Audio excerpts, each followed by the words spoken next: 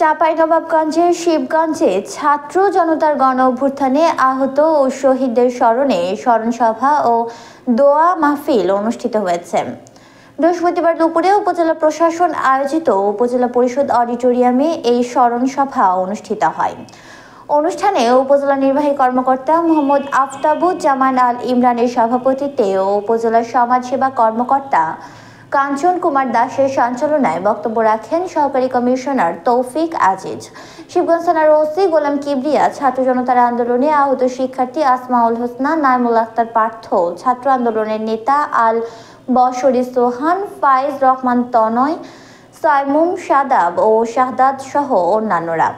এ সময় স্থানীয় সরকারি কর্মকর্তা ও ছাত্র আন্দোলনের নেতৃবৃন্দ উপস্থিত ছিলেন।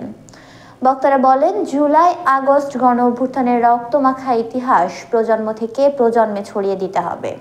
পরে আহত দুই শিক্ষার্থীকে দেওয়া হয় অর্থ সহায়তা। শেষে বিশেষ দোয়া মোনাজাত অনুষ্ঠিত হয়।